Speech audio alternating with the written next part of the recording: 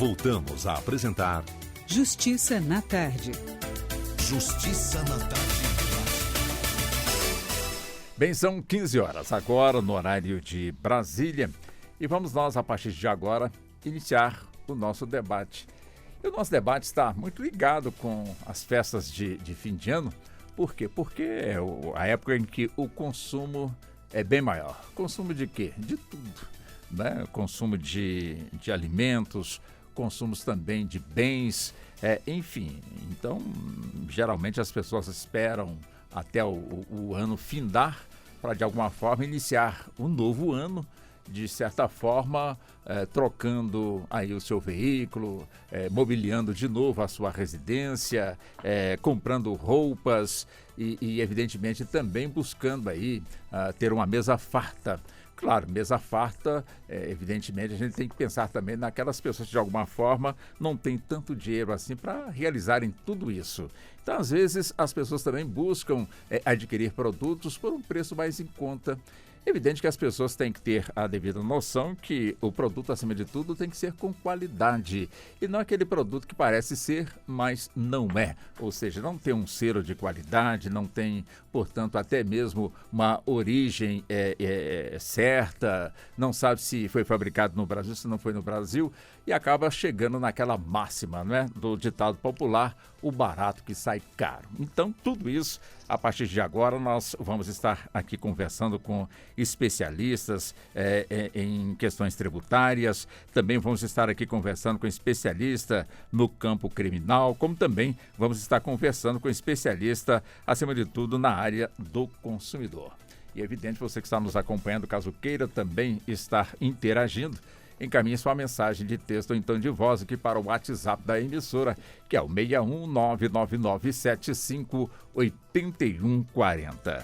Pois bem, vamos então a partir de agora apresentar nossa convidada, como também os nossos convidados. Já começa com a doutora Márcia Sepúlveda, que é advogada especializada no direito tributário, né, doutora Márcia? Seja muito bem-vinda aqui ao nosso debate e muito boa tarde para a senhora. Boa tarde, Walter. Muito obrigada pelo convite, pela recepção. É uma honra estar aqui. A função pública da Rádio Justiça é imensa e o que torna muito honrosa essa tarde. Já aproveitando para dar uma boa tarde aos meus colegas aqui, que logo serão apresentados. Obrigada. Muito obrigado, senhora, pela gentileza. Deixa eu também cumprimentar o doutor João Rezende, advogado também especializado no direito penal, no direito criminal, ele que vai estar também conosco nesse nosso debate, né, doutor Rezende? Também seja muito bem-vindo e muito boa tarde para o senhor. Muito obrigado, Walter. Boa tarde aqui a todos. Vai ser uma honra poder falar sobre esse tema tão relevante que nós vamos conversar agora. Muito obrigado pela gentileza. Doutor Everton José Mamed, que é advogado na área do direito do consumidor, professor pós-graduado e mestrando também em direito, né, doutor Everton? Também seja muito bem-vindo. Muito boa tarde para o senhor. Muito obrigado, Walter. Boa tarde a todos os ouvintes. É uma satisfação estar aqui com vocês nessa tarde. Boa tarde, doutor João. Boa tarde, doutora. Então vamos nós. Então, muito obrigado a você que está nos acompanhando. Muito obrigado pela sua atenção e a sua preferência, claro. Bom, vamos então aqui já começar, já que estamos num período em que se consome bastante, né, doutora Márcia? Evidente, as pessoas olhando no bolso têm condições de comprar aquele produto de primeiríssima qualidade, como também tem aquela pessoa que não tem essa condição, mas às vezes se esforça. E tem aquela pessoa que acha que tudo é igual, né? E evidentemente que é importante que quem está vendendo tenha a devida consciência do que está sendo colocado no mercado para não comprometer, portanto, aí as pessoas. E evidentemente que para colocar no mercado esse material, esse produto tem que estar devidamente adequado, acima de tudo em termos tributários, porque se não tiver e tiver uma fiscalização, tem consequências, doutora Márcia? Sim, tem sim, Walter.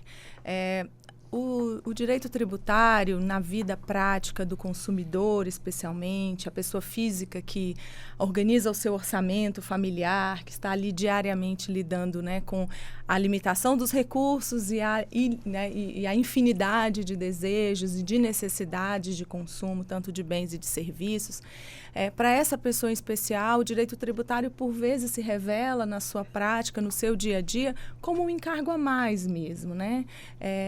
Esse encargo, por vezes, acaba sendo, quando ele não está ali embutido no preço, na prática do dia a dia de determinados produtos que não seguem com regras adequadas de regulamentação, de certificação. Esses produtos acabam chegando ao consumidor de uma forma que parece menos onerosa, né? Daí porque muito acertada, penso eu, sua frase do barato que sai caro. No dia a dia, fazer essas escolhas considerando especificamente determinados critérios de certificação e de qualidade, por exemplo, que vão acarretar ali na ponta para o consumidor final um preço mais baixo, ele acaba tornando-se até atrativo e, infelizmente, isso acaba gerando uma cultura social de uma certa convergência e aceitação para o que, de fato, não está ali cumprindo todos os requisitos. E, como eu disse, o direito tributário, o tributo em si acaba sendo um peso a mais.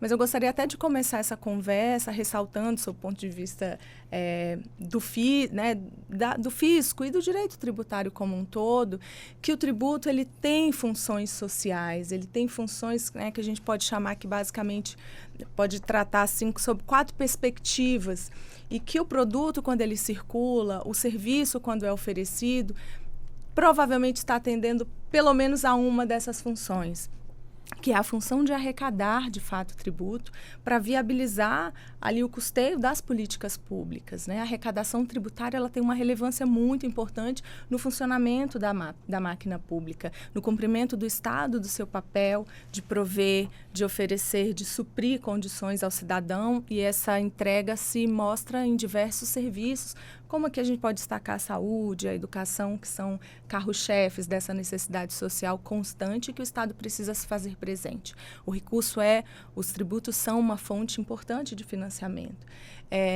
Uma outra é um papel de justamente equalizar as demandas de mercado, né? Induzir determinadas práticas, induzir determinados consumos, fomentar, estimular ou reprimir o consumo de determinados produtos.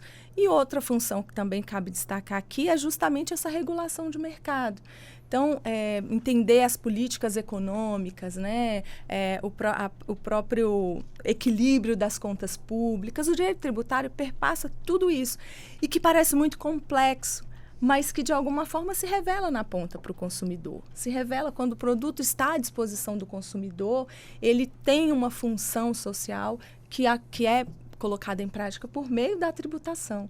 Então, são muitos elementos sociais em volta e, naturalmente, a importância de o Estado se fazer presente, dos órgãos de regulação, de fiscalização e até de segurança pública se fazerem presentes, essa presença ela é importante justamente para salvaguardar o consumidor, né? O consumidor que preservá-lo, inclusive, de um mercado assintoso, né, que está ali na ponta oferecendo um produto sem a observância não só dos critérios de regulação, mas também de normas tributárias, de obrigações tributárias que vão refletir num aspecto muito maior para a sociedade como um todo. Como a senhora falou muito a palavra consumidor, deixa eu buscar aqui o doutor Everton. Quer dizer, nós, aqui no nosso país, nós temos esse hábito de realizar nossas compras e, de alguma forma, sermos contundentes na questão de saber se aquele produto que está sendo adquirido, se ele está encaixado dentro da exigência da cobrança do imposto, se de alguma forma eu estou cumprindo com a minha obrigação de cidadão em fazer, como muito bem pontuou aqui a doutora Márcia, porque o dinheiro do imposto é que de alguma forma vai definir, portanto, aí as funções sociais, eu ter uma boa escola, ter um bom hospital, enfim. Nós temos essa conscientização, ainda estamos distante disso, doutor Everton. Sim, Walter, como muito bem frisado pela doutora Márcia, o direito como um todo tem uma função social, é uma ciência social. E quanto ao direito do consumidor em si, essa comunicação com o direito tributário é muito importante, porque assim como o Estado, no direito tributário, tem o dever ali de fiscalização, no direito do consumidor a gente tem não só o Estado, mas todo um sistema, né? O próprio CDC, ele fala em Sistema Nacional de Defesa do Consumidor, com o PROCON, que é a presença do Estado de forma direta, geralmente do Poder Executivo. A gente sabe que no Brasil tem PROCON, que é do Legislativo. Mas, por exemplo, aqui no Distrito Federal e na maioria dos estados é um órgão do Poder Executivo, ou seja, o Estado ali atuando diretamente na fiscalização. Além do Ministério Público, que também é a presença do Estado, mas a gente tem associações civis, associações de consumidores, e o próprio consumidor na ponta, ele também tem que ficar atento a isso. Tenho certeza que ele não está tão preocupado em si com o tributo, Walter, mas muitas vezes ele olha ali no produto que ele está adquirindo no comércio, se tem algumas informações básicas da forma de consumir, questões relacionadas à faixa etária, questões relacionadas principalmente à validade. Se a gente for nos supermercados, os consumidores estão olhando a validade dos produtos perecíveis. Geralmente, eles fazem isso só com produtos refrigerados, nem com todo produto alimentício. Quer dizer, a gente observando só a prazo da validade, já é um bom começo ou tem muita coisa que a gente tem que observar nesse produto, que a gente não observa, doutor Éder? Eu digo que é um bom começo, é um excelente começo, mas não para por aí. Ainda mais se trata-se de produto que podem causar algum tipo de risco, especialmente à saúde do consumidor. Não só a saúde, mas também questões patrimoniais.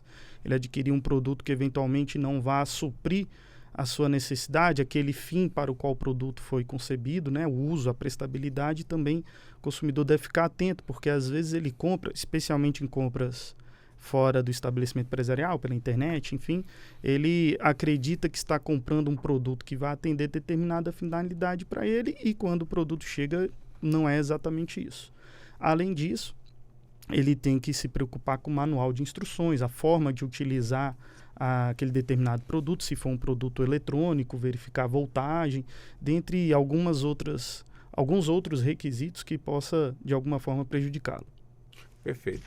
Aí eu chego com o doutor João Rezende. Doutor João Rezende, que inclusive é formado aqui pela nossa UNB, né, doutor Rezende? Enfim, é evidente que a guerra entre as empresas, os fornecedores, guerra no bom sentido, de ter o seu melhor preço, para ofertar, para atrair mais o cliente. Evidente que o preço nessa cadeia é um dos principais pontos que se observa, ou é observado, portanto, pelo consumidor, que já chega ali, olha, bom, eu achei lá atrás por isso, estou vendo aqui por esse preço bem mais em conta. Quer dizer, pode ser, portanto, uma carga de produto que, de alguma forma, está ali sendo exposto para ser vendido, furtado ou roubado, ou então falsificado, enfim. Quer dizer, para quem de alguma forma está ali para poder adquirir, teria como saber se ele está levando realmente para casa um produto, enfim, perfeito, sem nenhum tipo de problema? E se de repente ele adquire ali um bom lote desse produto e de repente esse produto realmente é um produto de furto, estaria essa pessoa que adquiriu aí correndo ou podendo ser, de certa forma, recepcionado ou acusado de receptação por conta de um lote que adquiriu, sem saber a sua origem, mas o preço estava muito em conta? Como é que a gente pode entender também isso, doutor Rezende? Nesse contexto que a gente está tratando aqui, é importante lembrar que o direito penal ele entra como uma chamada última ratio, né? Ele entra como uma última razão do Estado, em que o Estado precisa atuar de forma mais forte, mais rigorosa, quando os outros setores não conseguem dar conta de determinada conduta ou de determinada realidade. Nesse contexto, em relação a produtos falsificados, furtados, subtraídos de alguma forma, nós temos a resposta penal por parte do Estado, que é a resposta do artigo 180 do Código Penal, que é o crime de receptação, que é exatamente a conduta da pessoa que adquire um bem, que sabe, ela tem essa noção, ela tem essa consciência de que aquele produto foi objeto de um crime, ele decorre de um crime. Então aqui, se a pessoa está procurando, por exemplo, está querendo comprar um uísque importado, e ela vai pesquisando e vai vendo o preço desse produto.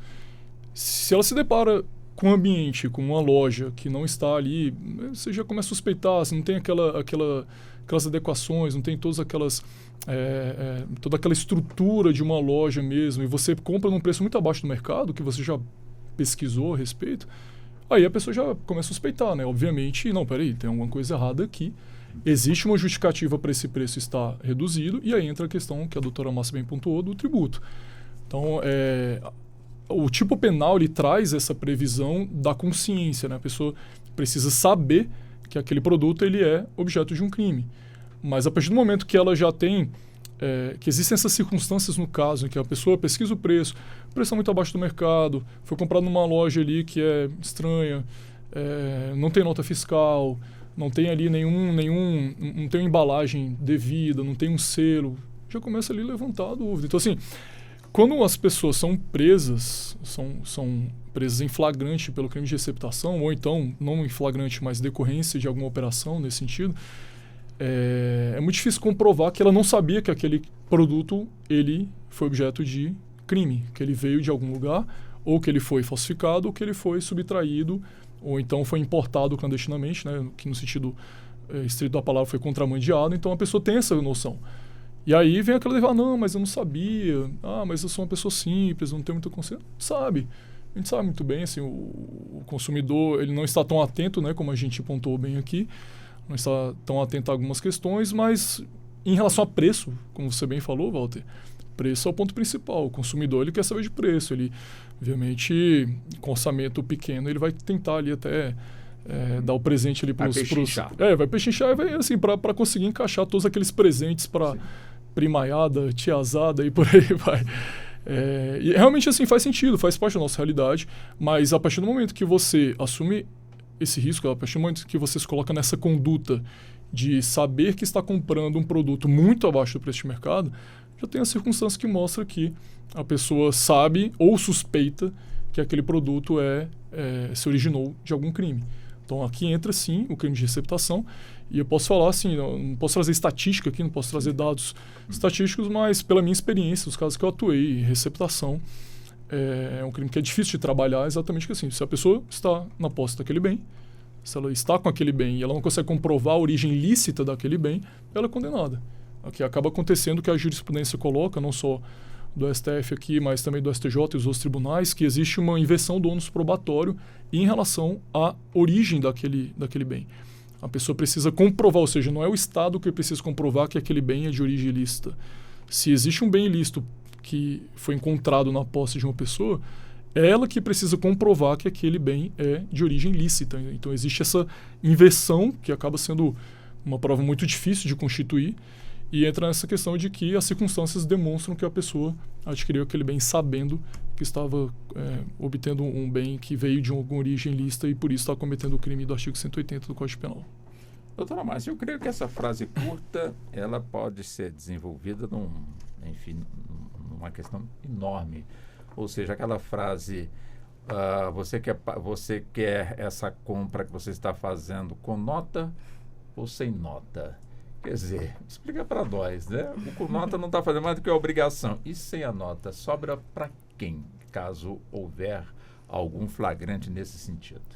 Pois aí olhando sobre a perspectiva de quem presta o serviço ou de quem fornece o bem, sob o ponto de vista tributário, há uma série de obrigações que devem ser observadas, né? As obrigações tributárias a gente pode dividir em duas formas, que são as obrigações principais, que é efetivamente aquele dever de pagar o tributo que incide ou sobre a sua etapa de circulação, ou sobre o serviço que se presta, mas também há um conjunto de obrigações que devem ser prestadas pelo contribuinte. Aí nós já estamos falando do contribuinte, né, aquele responsável pela cadeia, pelo momento do negócio que está sendo feito, a compra ou a prestação de serviço. E essas obrigações principais, elas são diversas, elas dependem, a combinação delas depende do que nós estamos falando, se da venda de um bem, né, como aqui a maioria dos casos, dos exemplos que nós estamos invocando, a emissão de nota fiscal é uma obrigação, ela é uma obrigação que ela compõe uma cadeia de outras obrigações tributárias e que são veículos para que o fisco possa exercitar uma das suas funções, que é a de fiscalizar o cumprimento das obrigações. Então, há repercussões, sim. E aí, nesse ponto, exigir a nota, e eu penso que convergindo inclusive com muito do que falou o doutor João, está dentro de um cenário, aí já olhando sob a perspectiva do consumidor, né, daquele que está ali recebendo o serviço ou comprando o bem, envolve muito uma questão de educação, de formação, de compreensão do papel de cada cidadão dentro dessa cadeia de circulação, né? Sem que ele precise necessariamente entender todos os aspectos que devem compor uma nota fiscal, ou mesmo a relevância que é aquele momento de ele exigir a nota fiscal. Há programas de governo que, inclusive, incentivam. Mas antes mesmo dos próprios incentivos, é uma rede educacional mesmo, de formação do cidadão, de compreensão do seu papel.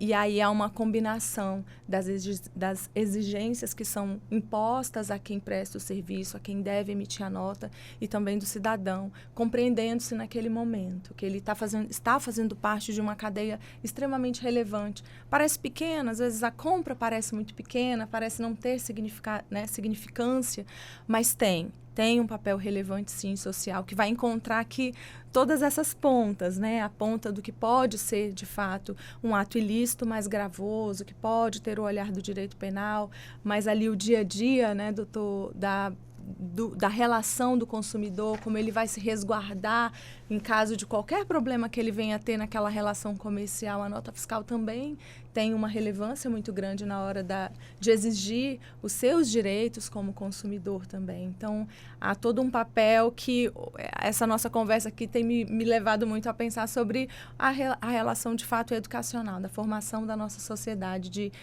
sem que precise compreender, né, de muita da complexidade que há no direito em todas as suas áreas, mas do papel do cidadão mesmo no seu dia a dia.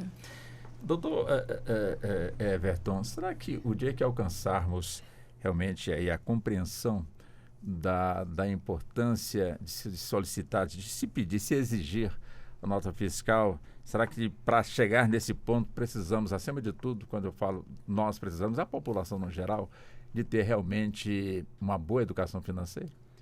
Sabe, Walter, esses últimos comentários do Dr. João e da doutora Márcia lembraram de uma situação que um dia eu fui submetido, que um amigo meu entrou em contato comigo falando que um delegado queria falar com ele a respeito de um relógio que ele comprou num comércio popular, numa feira, aqui no Distrito Federal. E, bom, ele me falou, né, comprou, tenho nota fiscal, tenho tudo, e ele está me dizendo que é objeto de crime, que eu posso ser enquadrado no crime de receptação. Falei, não, mas se você comprou, tem nota fiscal, me manda esse documento. Ele me mandou um recibo particular feito pelo fornecedor ali, pelo lojista, né, da banca. Eu recibo continha os detalhes todos do relógio, garantia de 90 dias dentro daquilo que prevê o Código de Defesa do Consumidor, mas não era nota fiscal. Então, quando você me pergunta sobre informação, educação, será que a gente precisa de informações básicas, de educação básica? Esse meu colega, ele é uma pessoa formada, tem ensino superior, ele viu um recibo e achou que era nota fiscal, ele creu nisso. Tanto é que, salvo melhor juízo, o delegado não o indiciou, porque ele demonstrou ali que ele acreditava que estava comprando, o preço não era tão mais baixo do que o produto original na loja, digamos assim. É um produto original, né? Só que a investigação numa delegacia aqui do Distrito Federal concluiu que foram relógios furtados, salvo engano, no Piauí.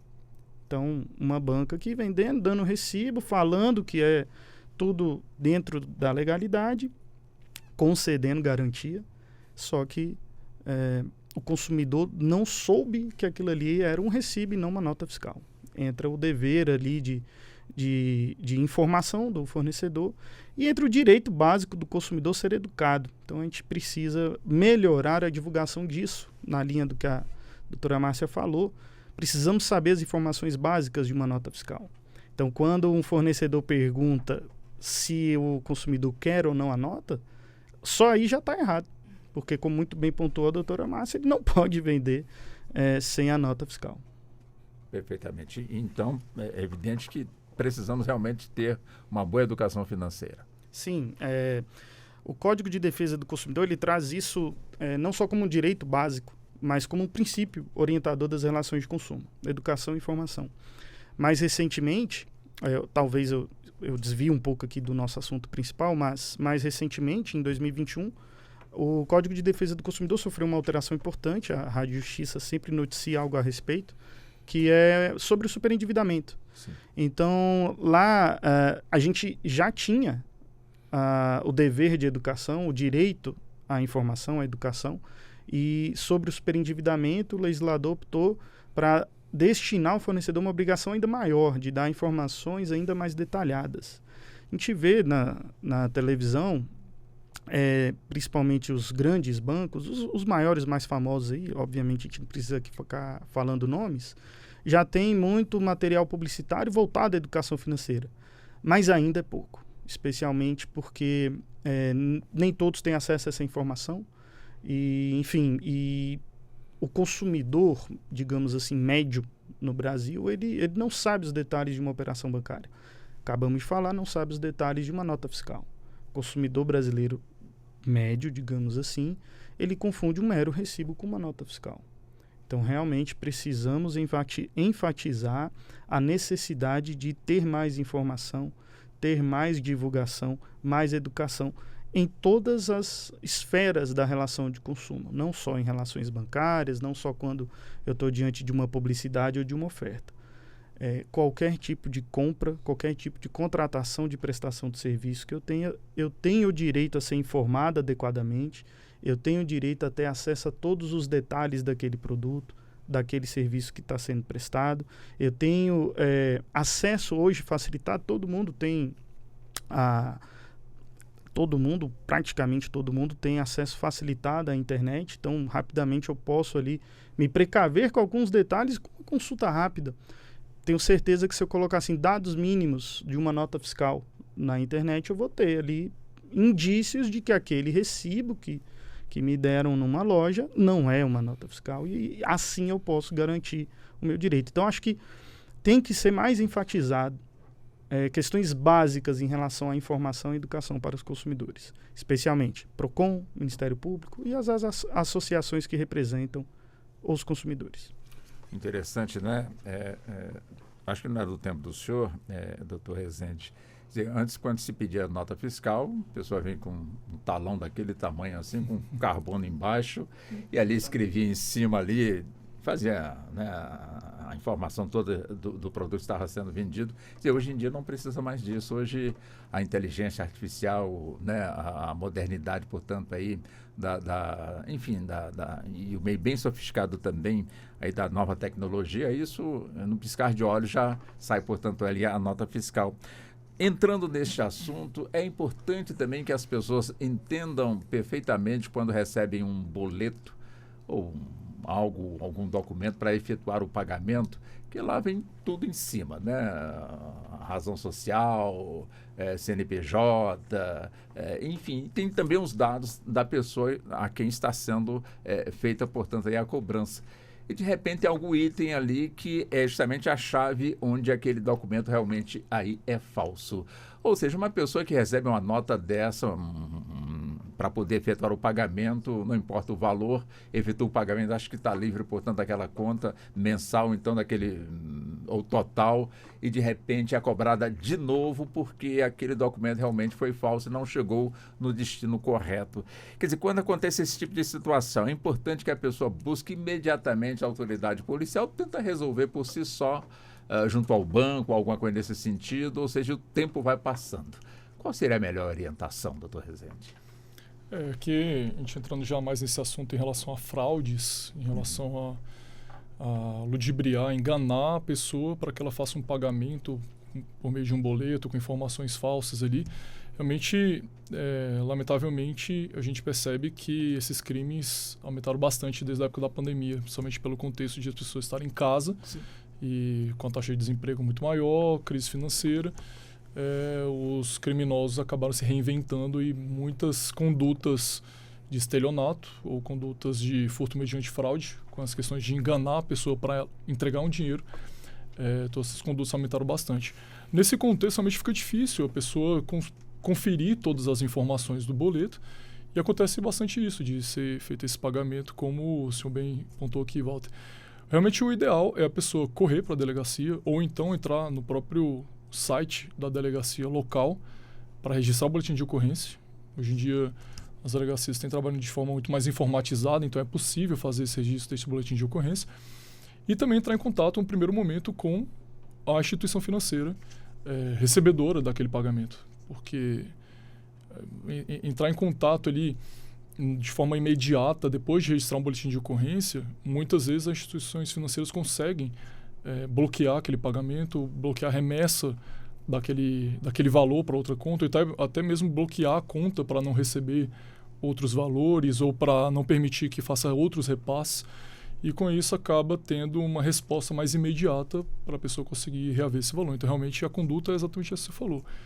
Primeira coisa, registrar o boletim de ocorrência e, com esse boletim de ocorrência, levar para instituições financeiras, porque ali já tem a documentação do fato, já tem a delimitação, né, da conduta, o que aconteceu, quais foram as circunstâncias. Existem algumas informações que são colocadas no boletim de ocorrência que são necessárias para a própria instituição financeira poder dar uma resposta ali ao consumidor. Então, realmente, a prática é bem por aí mesmo. Perfeito. Doutora Márcia, quem é que aumenta o imposto? É uma política que passa pelo Executivo e chega no Legislativo? Ou é só o Executivo? Afinal, às vezes a pessoa chega ali, a alíquota aumentou um percentual, eu não sabia. Em que pese que pouca gente também sabe que ali tem, portanto, ali um imposto a ser pago. Mas para a gente partir desse princípio, né? Quem é que aumenta os impostos de tudo que se cobra aqui no nosso país? Você acabou de me fazer uma pergunta que, para advogado, é fácil responder. Opa. Depende, né? Ah, essa frase já canso de ouvir aqui. Depende. Depende, eu gosto de fugir, mas assim foi inevitável lembrar e fazer esse registro. Perfeito. O sistema tributário brasileiro, e não à toa, vem se buscando uma reforma tributária já há muito tempo, e estamos aqui em um momento político em que se avizinha, né? Sim. Se parece mais próximo à conclusão de uma reforma tributária, mas o nosso sistema é um sistema extremamente complexo. Responder essa sua pergunta, de fato, é bastante desafiador em pouco tempo, mas eu poderia dizer da seguinte forma, tentando simplificar. Nós no Brasil somos uma república federativa composta por entes federados, União, estados, municípios e o Distrito Federal. A composição do sistema tributário ela passa pela competência tributária de todos esses entes. A Constituição Federal estabeleceu uma série de tributos, impostos, taxas, contribuições diversas, e estabeleceu qual ente federado ou quais entes em combinação podem instituir esses tributos. A partir dessa competência, né, dessa condição constitucional de instituí-los, os entes federados, por meio de lei, na maioria das vezes por meio de lei, devem estabelecer como, de que forma, quanto do tributo, quem deve pagar, né, trazendo um pouquinho mais para o jurídico, a hipótese de incidência tributária, né, em quais circunstâncias e que requisitos devem ser cumpridos para que um tributo seja cobrado, exigido, e de quem será e como será a fiscalização. Então, nós estamos falando realmente de algo bastante complexo. Em cada tributo, né, os tributos se organizam em categorias que é possível que... Então, vamos lá, assim, só retomando um pouquinho meu próprio raciocínio. Para que um tributo seja instituído, é preciso uma combinação de atuação do Poder Executivo com o Poder Legislativo. Então, a gente está falando inicialmente da edição de uma lei. Sim. Essa lei, por vezes, precisa ser combinada com outras leis e, portanto, para tratar de um tributo, sempre precisa passar pela atuação do Legislativo e depois do Executivo para ir lá fiscalizar e cobrar. Há tributos que, apenas com uma lei autorizativa, o Poder Executivo tem mais flexibilidade de instituir, de aumentar ou de reduzir alíquotas, especialmente quando nós estamos falando de tributos que têm uma característica específica, que é a extrafiscalidade. Uma dessas funções às quais eu me referi no início, que é esse poder regulatório do Estado de estimular determinados consumos ou retrair determinados consumos. Um exemplo clássico aqui é os cigarros, né, que são tributos que têm ali que são produtos que têm uma tendência ao desestímulo do seu consumo em função de externalidades negativas que o consumo traz. Mas também operações comerciais, como importação, exportação, também são operações em relações às quais o Poder Executivo tem maior liberdade de regular, sem necessariamente, para cada tomada de decisão, recorrer ao Poder Legislativo. Mas, de fato, a complexidade do sistema tributário é tremenda, né? Algo que se busca, inclusive, reduzir com a reforma tributária que se avizinha. E ela é combinada por uma série de funções, de interesses, né? Como eu disse também inicialmente, a necessidade de arrecadar, com a necessidade de fiscalizar, com trazer transparência para o contribuinte, né? Toda essa combinação de fatores exige um custo de conformidade fiscal muito grande do contribuinte. O empresário tem um encargo muito grande para para cumprir com as suas obrigações tributárias. Então, assim, de fato, depende e depende para cada caso de uma combinação de elementos. Perfeito. Doutor Everton, é evidente que quando a pessoa vai realizar as suas compras, pesquisa. E, às vezes, a diferença de preços não é pequena, né? Principalmente pegando colocar aqui agora, vai ser a grande caça que já não esteja acontecendo, material escolar, onde a diferença de preço realmente de uma loja para outra é muito grande. Quer dizer, isso quando acontece é porque houve por parte do fornecedor uma compra de um estoque melhor para poder colocar no mercado para uma venda mais atrativa para o consumidor, ou quando tem um preço muito baixo, vamos desconfiar, né? Ali pode ser que alguma coisa irregular esteja, portanto, aí acontecendo. Até mesmo para dar segurança, como muito bem pontuou o doutor Rezende, para o consumidor, é ali um preço muito barato, chega ali e compra e, de repente, está se transformando, portanto, ali num receptador, né? Caso realmente a investigação chegue até lá.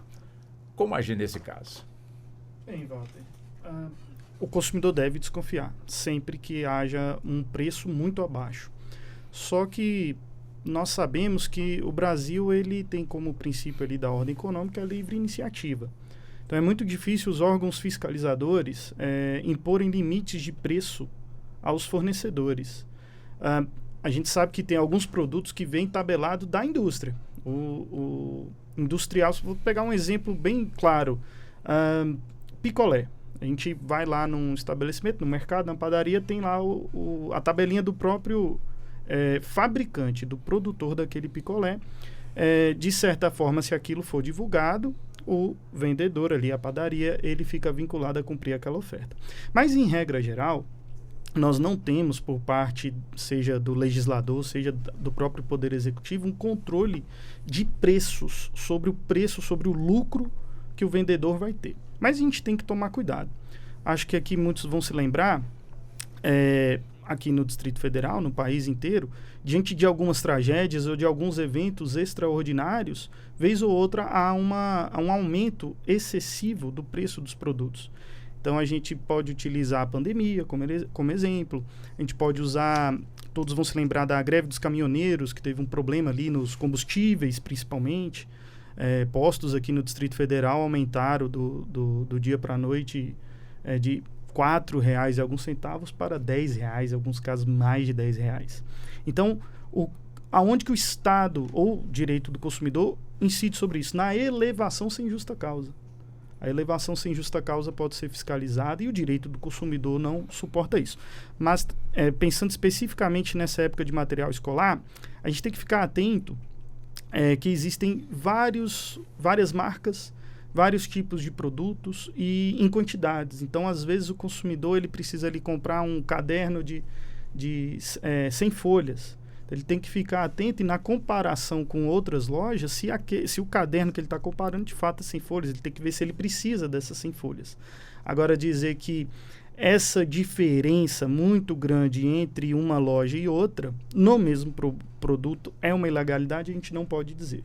A gente pode questionar a elevação abrupta sem justa causa. Isso está expresso no artigo 39 do Código de Defesa do Consumidor. Em que peça que quem está comprando bem baratinho não vai nunca reclamar, né? Está muito barato aqui, eu não quero levar porque está muito barato. Isso não acontece, né, doutor? Perfeito. Mas é importante que o consumidor ele tem um papel fundamental na cadeia de fornecimento como um todo, não só para ele, mas um dever de regular o mercado como um todo com a sua reclamação.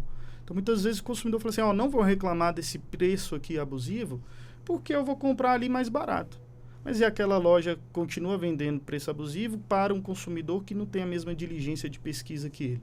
Talvez valha uma reclamação junto ao PROCON, para o PROCON verificar se houve a elevação abrupta. Às vezes pode haver a elevação abrupta. A Rádio Justiça tratou muito disso também agora, no mês de novembro, em relação a Black Friday, né? Sim. Então, tudo pela metade do dobro. Na época de compras de materiais escolares, também acontece isso. Acontece um aumento. Como se sabe que a procura vai ser maior, aí tem a lei do mercado, né? Sim. Oferta e procura.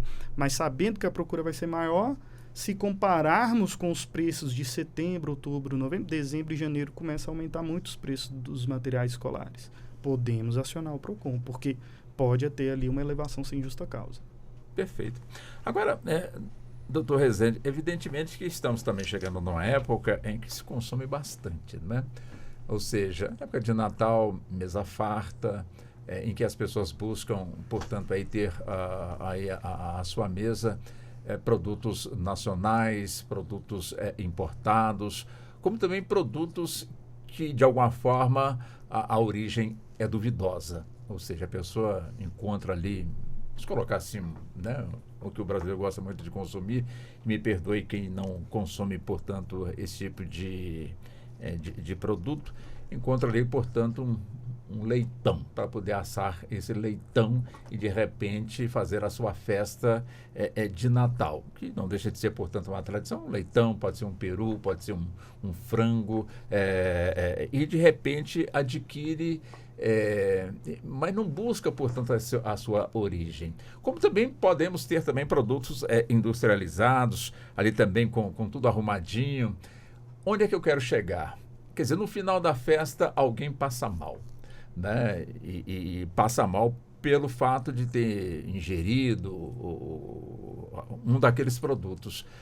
Mas não tem, portanto, aí a nota fiscal, né? Onde é que eu quero chegar? Justamente na importância de adquirir os seus produtos através, sabendo, portanto, da origem, em locais devidamente bem estabelecidos, mas que também se busque, portanto, aí essa nota fiscal. Eu puxo esse assunto porque tivemos aquele caso em Belo Horizonte, de uma bebida em que, no final das contas, já recentemente, há menos de uma semana, eu olhei ali a última notícia que saiu, já a fábrica da cerveja, que até então ela teria utilizado um equipamento de acordo com os autos e esse equipamento ali na cerveja teria causado a morte, também efeitos colaterais em centenas de pessoas.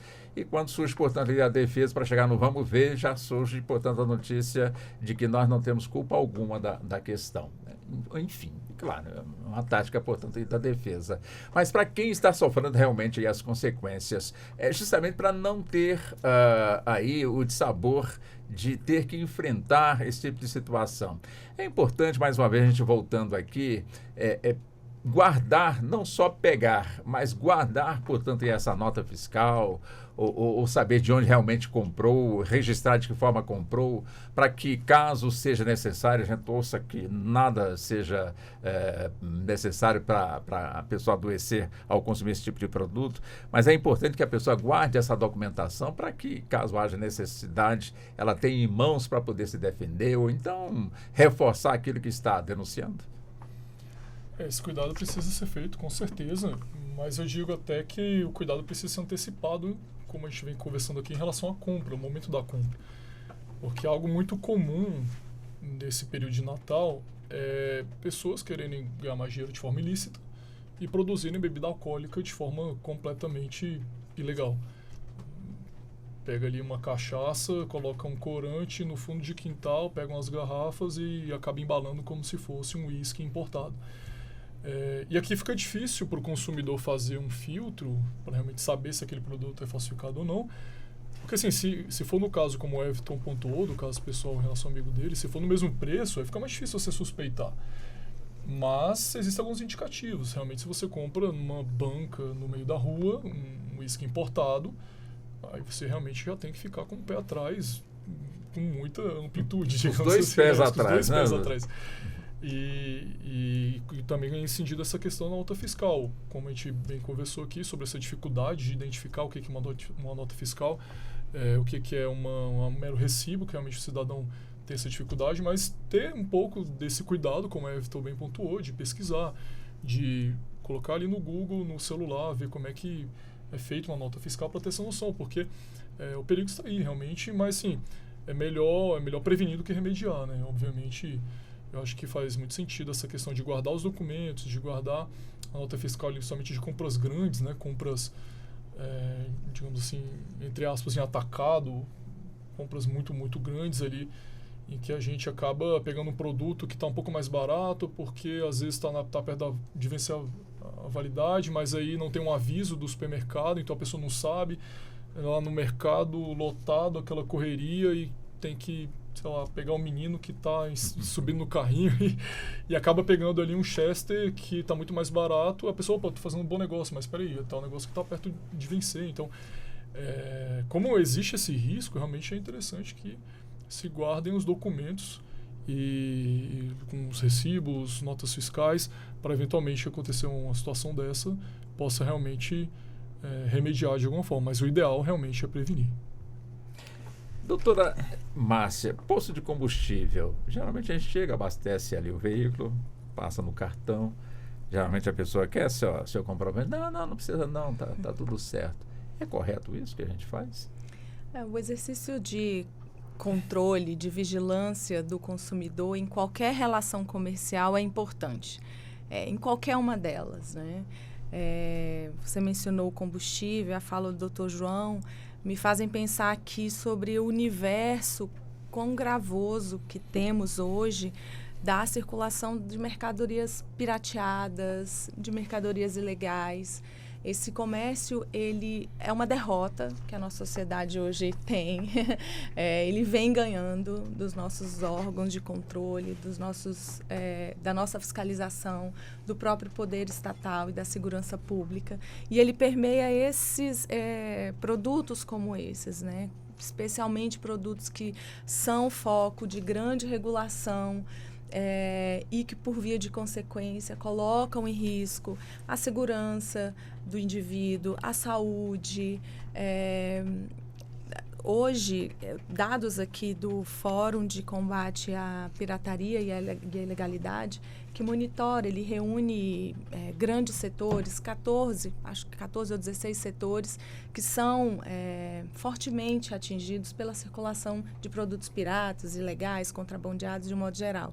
Eles monitoram dados de estimativa do que seria a perda para a nossa economia, tanto do que seriam prejuízos desses setores que funcionam de maneira regular, observadas as normas, né, de controle, como também o que se deixa de arrecadar de tributo pelo desvio desses produtos dos olhos do fisco.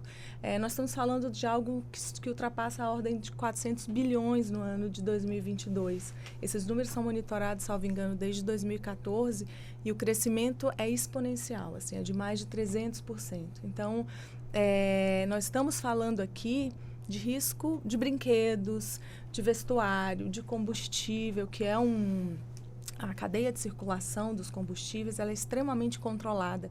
Ela é submetida a um regime fiscal, um regime de tributação, que o tributo da cadeia completa é recolhido lá no início da origem. Então, é muito controlado. Então, a marginalização da circulação do combustível, ela é muito grande, né? As fábricas ali, as misturas ali, exatamente, que atraem ali o o pequeno empresário, enfim, e acabam gerando, né, de fato, um mercado paralelo. O vestuário, o mercado de vestuário, sapato, o volume é gigantesco do que se circula à margem dos controles, né, de proteção do consumidor, dos controles de regulação, medicamento. Há uma questão tributária que envolve tributo, segurança pública extremamente complexa e saúde. É uma discussão extremamente complexa em torno de cigarros, né, que eu mencionei agora há pouco, que tem uma elevadíssima carga tributária, muito em função de um controle, justamente por conta, né, de todos os problemas de saúde que são inquestionáveis em torno do consumo de cigarro, e de fato o Brasil evoluiu muito, né, nas suas campanhas de educação, outro tema que trouxemos há pouco, da educação sobre o consumo, mas também há um mercado ilegal do cigarro que é maior que o mercado legal hoje no país. A alta tributação do cigarro, e assim como bebidas, né, que circulam com valor elevado, porque a carga tributária é bastante elevada, então não teria como ele circular a preços módicos, não tem como competir com o cigarro ilegal, com o cigarro contrabandeado. Veja, Walter, ainda só aqui na questão do cigarro, é tão curioso como esses assuntos estão imbricados e são complexos, de fato, para se equacionar. A Polícia Federal tem debelado operações de fábricas ilegais de produtos contrabandeados, de cigarro contrabandeado. Fábricas clandestinas que se instalam no Brasil para contrabandear cigarros que são produzidos no Paraguai. Então, assim, é de fato muito complexo, né? E de fato afeta a saúde, o medicamento contrabandeado, o medicamento que não tem controle da Anvisa, por exemplo, o mal que pode causar a uma família que está ali desesperada, né, com problema de saúde em casa, sem condições financeiras de repente chegar numa farmácia e sem acesso a uma farmácia de alta complexidade do poder público. Então, são de fato questões bastante sensíveis que envolvem esse nosso tema hoje, assim, muito relevante, amplo, né? A conversa muito ampla. É bem amplo, tanto que eu vou ampliar um pouco mais ainda, que a gente já deveria estar no início, mas são tantos os assuntos que eu chego agora no selo de qualidade que, de alguma forma, é emitido pelo Inmetro, no caso, doutor Everton. Quer dizer, esse selo, de alguma forma, garante realmente a boa qualidade do que está exposto ali, como oferta para o público, isso no campo da medicação, do remédio, como também em outros segmentos, doutor Edson? Sim, Walter. Geralmente o selo do Inmetro é para produtos industrializados como um todo. A gente fala de produtos eletrônicos, brinquedos como exemplos, né? E o direito do consumidor tem incidência plena aí. Também, lá no artigo 39, que eu falei agorinha, do Código de Defesa do Consumidor, nós também temos como prática abusiva a comercialização de produtos e serviços fora das normas técnicas. Não só aquelas estipuladas, o Código fala em Conmetro, não só das estipuladas pelo Inmetro, Conmetro, como por qualquer entidade que regulamenta normas técnicas. Por exemplo, a BNT. Nós temos várias normas técnicas na BNT para a construção de prédios, por exemplo. Então, uma construção de um edifício sem atender aquelas normas também tem incidência no direito do consumidor se aquele prédio está sendo vendido ali no mercado de consumo. Agora, é muito importante também, quando você me pergunta se o selo do Inmetro dá a qualidade para o produto, a gente lembrar que qualidade não se confunde com marca, né? Então, nós temos várias marcas no mercado para tudo quanto é tipo de produto. São poucos os produtos e serviços monopolizados. Geralmente, a gente tem uma gama aí de opções de marcas. E quando o Código de Defesa do Consumidor fala em qualidade, ele não está falando de marca. Ele está falando daquele produto ou serviço atender às expectativas do consumidor, o fim para o qual ele foi destinado, que atenda a mensagem publicitária. Então, se eu ofertei um produto que vá imprimir, pegando, por exemplo, uma impressora, aquele produto, ele tem qualidade se fizer a impressão ali esperada, desejada, o fim que foi concebida aquela impressora. A gente sabe que tem várias marcas de impressora. Todas elas atingem essa qualidade do Código de Defesa do Consumidor porque faz a impressão do papel ali, enfim, faz a impressão. umas fazem com uma nitidez melhor, uma tinta sim, outra com cartucho a laser e tal. A gente tem várias opções e a qualidade não está exatamente aí. No entanto, quando a gente fala em selo do Inmetro, nós estamos falando de que aquele produto passou por testes válidos e que num consumo esperado médio, ele não vai atingir ali de qualquer forma a saúde do consumidor. Então, o selo de qualidade do Inmetro, ele é confiável sim, sem dúvida. Sim, mas nesse campo, né, é confiável quando se qualifica, portanto, o produto, né, que foi testado, mas em termos de, como muito bem o senhor disse, né, tem a questão da marca, né? A marca Y é bem mais cara do que a marca X, né? Mas de repente subentende-se que funciona do mesmo jeito, mas só que um preço de um é mais alto do que o outro. E quando a gente vê não, eu prefiro aquele lá, é mais caro, mas eu tenho certeza que eu vou ficar satisfeito, portanto, com a sua utilização. Contudo, o preço é bem mais alto. Quer dizer, o que a gente pode entender? Que o preço mais barato, e que também tem o mesmo selo, né? Quer dizer, o que foi verificado é a mesma coisa, se não faz mal para a saúde, se não corre risco, mas em termos da qualidade em si, não vem, portanto, esse selo ou vem? Não vem. No selo do Inmetro, não. Então, vamos pegar, por exemplo, um brinquedo de montar. Nós sabemos que tem algumas marcas, tem duas mais famosas. Aqueles que as crianças adoram montar, encaixar uma pecinha na outra. Se você for numa loja de brinquedos, as duas têm o selo do Inmetro.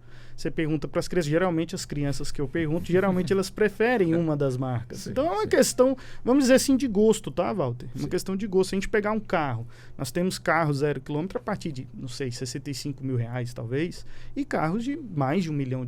Sim. Ambos, todos eles fazem a função principal do carro, que é a locomoção, né? Exatamente. Então, existe a qualidade, aquela fora do direito do consumidor, a qualidade que a marca vai imprimir, aquele preço que ela pode cobrar mais porque ela emprega materiais melhores. Agora, em relação ao fim do produto, em relação à segurança esperada daquele produto, o carro, conforme a regulamentação, o carro de 65 mil tem que ter essa segurança esperada da mesma forma que o carro de 1 milhão. Lógico, você vai me falar. Mas, obviamente, um carro de 65 mil não tem os mesmos itens de segurança de um carro de 1 milhão. Estou pegando um exemplo assim muito diferente. Sim. Vamos pegar um exemplo de um carro de 150 mil reais aí. As autoridades regulamentadoras no Brasil exigem que os carros saiam de fábrica com um airbag ali, pelo menos o do motorista, e freios ABS. Então, todos os veículos e há uma fiscalização sobre isso, saiam de fábrica com esses requisitos mínimos, dentre outros, mas esses, vamos dizer assim, são os mais diferentes, muita gente não deve saber, eles atendem à qualidade esperada pelo direito do consumidor perfeitamente.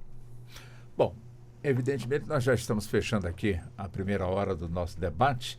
Eu peço licença à senhora, como também aos senhores, para que possamos ir ao nosso intervalo, mas já nós vamos retornar, já que temos muitos assuntos ainda a serem abordados. O Justiça na Tarde hoje está recebendo aqui nos estúdios as presenças da doutora Márcia Sepúlveda, ela que é advogada especializada no direito tributário, o doutor João Rezende, que é advogado especializado no direito criminal, doutor João, que inclusive é formado em Direito pela nossa UNB, e também o doutor Everton José Mamed, que é advogado na área de Direito do Consumidor, é professor com pós-graduado, ou seja, pós-graduado e mestrando em Direito. E nós queremos também agradecer aqui ao doutor Ulisses Juliano, ele que era para estar conosco aqui, mas devido ao imprevisto não foi possível, mas é sempre bom registrar aqui a importância dele também participando dos nossos debates. É evidente que na primeira oportunidade ele estará também conosco aqui nos estúdios e evidentemente debatendo aqui os temas propostos. São 15h58, Justiça na Tarde sai para o intervalo, volta em instantes, até já. Você está ouvindo Justiça na Tarde.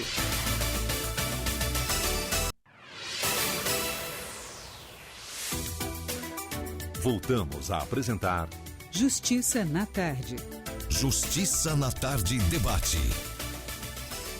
Pois bem, estamos de volta, são 16 horas mais 7 minutos Estamos de volta com um debate aqui dentro do nosso Justiça na Tarde, que hoje está recebendo as participações do Dr. Everton José Mamed, que é advogado na área de Direito do Consumidor, professor, pós-graduado e mestrando em Direito, como também a doutora Márcia Sepúlveda, advogada tributarista, e também o doutor João Rezende, advogado criminalista formado em Direito pela UNB.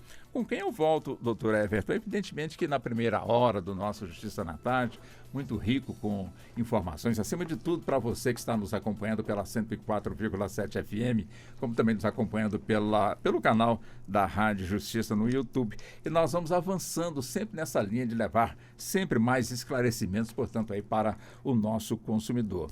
E evidentemente que quando nós encerramos aqui a primeira hora, falávamos a respeito da pirataria. Ou seja, muitos produtos piratas e agora tem muita gente também que sabe onde essa pirataria ela é fabricada e busca, portanto, através de viagens, ou em carros particulares, ou em excursão, vai atrás, portanto, desse produto. Se passar pela fiscalização, graças a Deus, conseguir chegar e vai colocar no mercado, portanto, aí esse produto, ou seja, correndo, portanto, aí riscos. Quer dizer, as pessoas, uma vez abordadas e constatada que aquele produto que está chegando sem a nota e claramente ali constatado ser um produto pirata, quais são as consequências para quem realmente adquire esse tipo de estoque para poder vender na primeira oportunidade, doutor Rezende?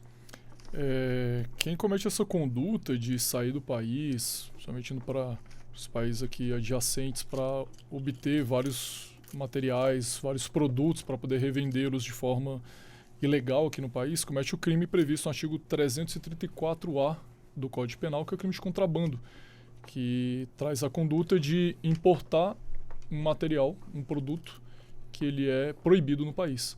Então, se esse produto ele foi falsificado, se ele foi manufaturado de uma forma ilícita, de uma forma sem seguir as regras técnicas que nós temos aqui no país, esse produto acaba sendo proibido no país, portanto, essa importação sendo proibida acaba incidindo no crime de contrabando, que é diferente do crime de descaminho, que é um crime relacionado ali, tanto de forma de conteúdo, quanto também em relação à própria localização no Código Penal. São tipos penais que são muito próximos ali, que é o artigo 334 do Código Penal, mas o crime de descaminho ele se diferencia do contrabando porque ele entra na questão de não recolher os tributos que são devidos em relação à importação de um produto que é legal no país. Então, o contrabando ele pressupõe uma mercadoria, um produto que é proibido no país e por isso tem uma repressão ainda maior com a pena de 2 a 5 anos de reclusão. Então, a conduta de contrabando acaba sendo mais grave do que a conduta de descaminho. E essa questão tem tudo a ver com a questão tributária, né, doutora Márcia? Tem. O impacto, como a gente já conversou aqui pontualmente, o impacto sobre a arrecadação, sobre a perda de arrecadação é muito grande, né? Esse é o primeiro e, posso dizer, o maior objetivo da exigência dos tributos no país, é arrecadar, é prover o Estado, para que o Estado possa prover a sociedade no cumprimento das suas funções públicas. Então, esse seria a primeira grande dor, né, do Estado em face da pirataria e do contrabando. Mas eu queria até provocar aqui no ouvinte, permita-me um raciocínio, no sentido de que a gente tem ainda, né, a gente como cidadão no nosso dia a dia, cada um cuidando da sua vida, da sua família, das suas obrigações, carrega muito ainda o imaginário da pirataria como algo muito pequeno, como algo muito simbólico, como uma sacola que vem ali no ônibus ou no bagageiro. Mas, de fato, eu digo isso, né? A gente tem perdido para o contrabando e para a pirataria, porque nós estamos falando de organizações criminosas, nós estamos falando de práticas que são muito mais volumosas do que esse imaginário. É claro que tem o pequeno, tem aquele que tem até uma certa dificuldade de compreensão do que ele está fazendo, porque das consequências do seu ato, porque talvez seja algo pontual ali para prover uma necessidade na família. Mas entra aí também o campo da educação para que a gente compreenda que nós estamos falando de fato de uma rede muito maior, né? Que as grandes redes de contrabando, de pirataria, elas envolvem uma máquina estruturada de quebra da segurança nacional, de atravessar a fronteira, que desafia diuturnamente a Polícia Federal, a Receita Federal no exercício das suas funções de controle. São volumes enormes de dinheiro que circulam e para essa circulação acabam gerando práticas de lavagem de dinheiro, diversas outras práticas criminosas que interferem no dia a dia de pequenas cidades fronteiriças. Então, assim, a repercussão tributária ela é de fato muito grande, ela afeta todos nós, mas há também repercussões sociais. O tributo que deixa de ser pago é também aquele relacionado aos empregados, aqueles que são submetidos a trabalhar dentro dessas organizações, que deixam de receber seus salários dignamente, né, que envolvem a sua família, às vezes até os seus filhos ali naquelas práticas, né, de travessia e de movimentação, né? Porque nós estamos falando não exatamente de grandes volumes, assim, tão organizado que vai no bagageiro, mas aquilo, dentro de um mês, nós estamos falando de circulação de muitos produtos, de muito dinheiro, muito vestuário, muito brinquedo, muito, né? Assim, são muitas bebidas, muito cigarro, muito remédio. Então, assim, de valores, nós estamos falando aqui de, assim, permita-me, né, assim, ampliar para a ideia de que nós estamos falando, de fato, de muito dinheiro, né, dinheiro que deixa de chegar para a sociedade, deixa de circular regularmente, que coloca sob risco a saúde das pessoas, a segurança das pessoas, que mobiliza o Estado, né, que poderia estar, às vezes, voltando as suas forças ali para a segurança nas cidades, no campo, precisa estar ali diariamente enfrentando o desafio das fronteiras, por exemplo. Essa questão da pirataria, quer dizer, a pirataria está, enfim, enraizada em vários setores, né, no nosso setor produtivo, que é o setor de vestuário, medicamento, até isso já houve flagrante, até mesmo nos defensivos agrícolas e tudo mais. Quer dizer, se eu ficar à vontade, caso o senhor queira já pontuar o que foi dito aqui pelo Dr. Rezende, como também pela doutora Márcia, mas acrescentando também esses detalhes e a importância também do consumidor fazer a sua parte. Porque se a pirataria ela está em pleno vapor, é porque tem quem consome, né? Quem vai ali atrás para poder adquirir. Seria isso falta realmente, a gente volta lá atrás, né? Falta de uma educação? Sem dúvida, Walter. Vou contar outra história. No futebol, todo torcedor apaixonado pelo seu clube quer ter a camisa, né? E a camisa original. Por exemplo, retiro o que eu disse. Tranquilo. Tem espaço para todos, sem dúvida. Mas todo mundo sonha, não, todo torcedor apaixonado, ele gosta de ter a camisa do seu time, aquela que o jogador usa, né? Sim, e ela é caríssima. As mais baratas no Brasil tá a partir de R$300. Então, você pega o salário mínimo, a conta aí não é muito difícil, um quarto, né? Um pouquinho menos de um quarto, 25% do salário mínimo, uma camisa. Para o torcedor apaixonado, e a gente sabe que o brasileiro ama o futebol. Para muitas pessoas, nas camadas mais carentes da população, às vezes é o único entretenimento que o cidadão tem, ele quer ter uma camisa do time dele, a camisa R$300. E eu conheço diversas pessoas que compram os produtos contrabandeados, produtos paralelos, né? Aquelas camisas, não sei exatamente como que eles chamam, acho que é paralela, enfim, que não é lá do fornecedor de material esportivo. E desencadeiem tudo que o doutor João falou, tudo que a doutora Márcia falou. Bom, esses torcedores, eles pensam assim, mas eu quero vestir as cores do meu time e o meu próprio time não me dá a chance de eu vestir. Mas aí eu sempre questiono o time que eu torço, eu entro lá no site dos produtos oficiais e sempre tem camisas a partir de R$60, em promoções R$70. Não é da marca, não é a que o jogador joga, né? Que ele usa lá no dia do jogo. Mas ele consegue vestir, ele não tem essa consciência. Ele não tem essa educação de que se ele comprar aquele produto, ele está violando direito do autor. A gente está falando aqui de direito penal, direito tributário, direito do consumidor, mas ele viola o direito autoral. Sim. Ele prejudica o clube. Ele prejudica o sistema do futebol como um todo, com uma camisa falsificada, paralela, enfim. E ele não sabe muito bem disso, porque ele fala, não, mas eu estou ajudando. Muitas vezes ele nem sabe que é um produto falsificado, é vendido em sites, e eu acho que seria tão fácil o controle sobre isso. As entidades de controle, né, os órgãos de controle, estão vendo lá nos sites. Me parece que não é muito difícil derrubar um site desse, vendendo produtos paralelos. E as pessoas, muitas vezes sem a informação, elas compram como se o original fosse. Hoje em dia, o pessoal aí da falsificação tem feito produtos idênticos.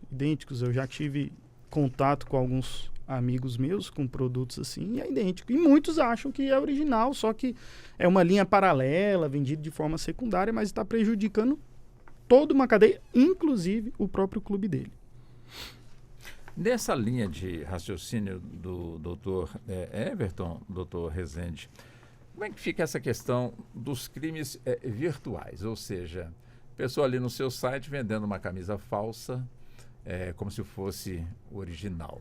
Evidente, quando a gente fala aqui na questão virtual, uma questão nova, né, recente, não se tem ainda o devido preparo de todos os organismos, de alguma maneira combate esse tipo, portanto, aí, de delito.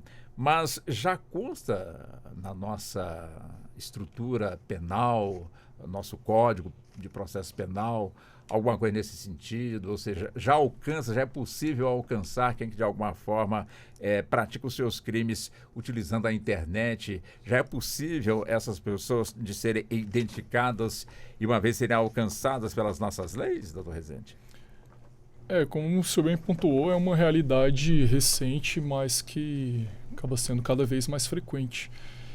E o sistema penal, como um todo, não só o sistema penal, mas também todo o ordenamento jurídico, ele tem um delay, ele tem um atraso para dar uma resposta para condutas que surgem na sociedade. Sempre nessa troca entre direito e fato, direito e sociedade, existe uma demora para dar essa resposta, e na área penal não é diferente. E eu falo isso por quê? Porque a questão da pirataria virtual, quando a gente entra na pirataria virtual, a gente está falando mais aqui de produtos informáticos, então pode ser desde programas de informática até cursos online, até plataformas de streaming que acabam fornecendo material online de alguma série, de algum desenho, de algum filme, e também a questão de transmissão de canais de TV a cabo, mas puxando ali o sinal e colocando na nuvem para poder disponibilizar para para toda a sociedade, mas isso de forma ilegal. Então existe essa prática mais recente, e a resposta que nós temos penal para isso vai lá para uma lei antiga, que é a lei, até trouxe aqui, que é uma lei que trata sobre a questão de programas informatizados. E no artigo 12 dessa lei, que é uma lei da década de 90, fala sobre, assim, focando ali na questão como se fosse realmente programa de computador, sabe? Não tem uma tratativa sobre o streaming, não tem uma tratativa sobre reprodução de áudio, de vídeo, por exemplo. Então acaba sendo uma tratativa genérica para programas informatizados, e tem uma pena que é uma pena de 1 a 4 anos, que acaba sendo menor do que a pena de pirataria em sentido amplo. Que a pirataria de sentido amplo, assim, produtos físicos, nós temos a pena de 2 a 4 anos, com a previsão do artigo 184 do Código Penal. Então, existe uma tratativa de violação de direitos autorais no sentido amplo, no Código Penal, nesse artigo 184, mas para essa resposta para os crimes virtuais, compartilhamento de produtos virtuais, nós temos um certo atraso em relação a isso. E aqui, é interessante a gente pontuar isso, que o Estado, ele, querendo ou não, ele está atrasado na repressão em relação a esses crimes virtuais, muito atrasado. E eu falo isso assim, claro que não é uma vontade por parte do Estado, né, mas é um problema de estrutura, um problema de capacitação dos servidores. Isso eu sempre falo quando eu falo dessa questão de crimes virtuais, eu falo uma frase com um aluno meu, que eu cheguei a dar aula numa faculdade aqui em Brasília, que é a Uniceub, na prática penal, e eu tive aluno que é agente da Polícia Civil daqui do DF, e ele trabalhava com essa parte de repressão a crimes virtuais. Ele falou, professor, a polícia está anos-luz atrás na repressão ao crime cibernético, anos-luz, porque realmente falta estrutura, falta capacitação, falta recursos, mas estamos atrás, e isso eu trago até com o número que eu vi recente, que nesse ano nós tivemos por volta de 600 operações grandes, envolvendo Polícia Federal, envolvendo outros órgãos de polícia espalhados pelo país, Ministério Público, focando nessa questão de pirataria virtual. Até foi chamada de Operação 404, que é aquele erro, quando a gente entra no computador e tem um erro da página, erro 404, recebeu esse nome. Assim, foram várias apreensões, várias prisões, focando nessa pirataria. E como a doutora Márcia bem pontuou, esses crimes, até focando aqui nesses episódios a que tive acesso, esses crimes geralmente sim estão relacionados com outras práticas criminosas. Então, acaba sendo um financiamento da própria organização criminosa, como outra frente, digamos assim, que acaba dando mais recurso. Então, aqui entra a questão do crime tributário, sonegação tributária, entra a questão da lavagem de dinheiro, entra a questão de tráfico de drogas, entra a questão de financiamento até mesmo para crimes mais pesados. A gente pode pensar em tráfico humano, pode pensar em pedofilia, quando entra na questão já de pornografia, questão de material pornográfico por meio de disponibilização na internet. Então, realmente não é algo isolado, assim, geralmente não é um simples compartilhamento de informações de uma forma... Não, aqui é uma alternativa para o consumidor, uma alternativa mais barata. Não, geralmente essas apreensões, essas prisões mostram que essas pessoas que trabalham com a pirataria virtual estão envolvidas com crimes mais pesados e com outros tipos penais que não necessariamente decorrem da pirataria virtual, mas que estão relacionados. A senhora gostaria de fazer uma pontuação? Eu ia só comentar que ouvindo os colegas, eu fico pensando como esse excesso de informação que temos hoje, né? É claro que a gente não pode considerar que toda a sociedade tem acesso à internet como aqui nós privilegiados temos, mas assim, a informação está muito mais difundida. Está difundida, inclusive, de forma não muito adequada, né, desajustada, e essa informação difundida também aumenta os anseios, também aumenta a vontade por uma camisa do seu time, também aumenta, né, a busca por produtos, a busca pelo consumo. É uma sociedade de consumo, né, essa na qual nós vivemos, e ao mesmo tempo o desenvolvimento tecnológico é assustador, até que a máquina pública possa se mover, se estruturar, se preparar para adquirir um grande software de acompanhamento de qualquer coisa, de monitoramento e controle.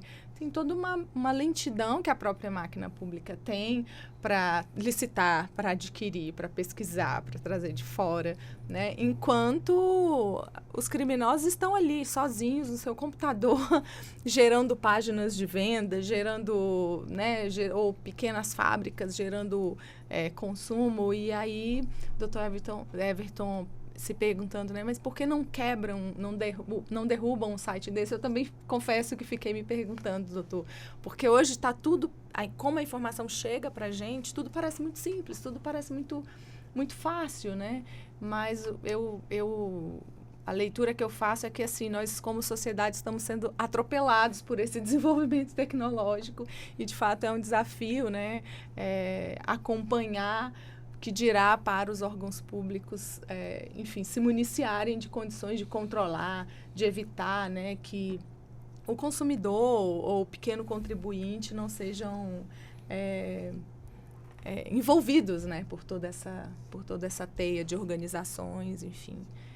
Com esse avanço da tecnologia da informação, eu não digo que tenha ficado mais fácil, mas ficou menos difícil de desenvolver uma fiscalização, doutora Márcia? Sim, os fiscos evoluíram bastante, né? Não é da minha época, né? Permita-me a brincadeira, a nota fiscal aí, que vocês estavam falando, assim, já ouvi aquele falar. Do bloco, né? Imagina. De chegar até Imagina. Mas, assim, dela para cá, para a nota fiscal eletrônica, para os sistemas de comunicação entre fiscos, instituições financeiras, assunto recorrentemente tratado pelo Supremo, reportado aqui pela Rádio Justiça. O ordenamento tem buscado municiar os fiscos de uma autoridade legal para tomar essas medidas, mas também os fiscos têm se articulado tanto na troca de informações quanto na organização dos seus sistemas de fiscalização, de controle, de monitoramento, né? Hoje, a fatura do cartão de crédito é um instrumento ali de aferição de renda, de controle das suas movimentações, né? Isso para trazer aqui para a vida individual de cada um de nós. Naturalmente, nós estamos em um país de dimensões continentais, de realidades diversas, né, que a rádio alcança. Então, nós falamos também de municípios que têm dificuldade de fazer o seu controle de arrecadação e de fiscalização.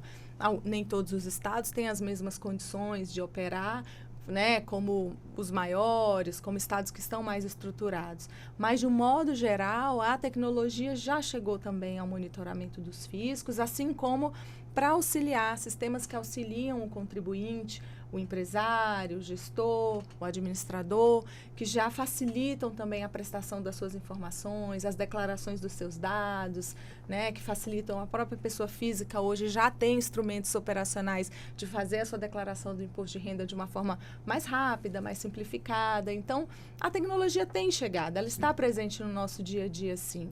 A questão é que, assim, aquele que está ali articulando só para preparar o ilícito parece, às vezes, mais ágil, né? Ele está à frente, exatamente, né? Sob o ponto de vista do direito penal a que se referiu o doutor João, certamente os fiscos aqui para acompanhar essa questão das fraudes, né?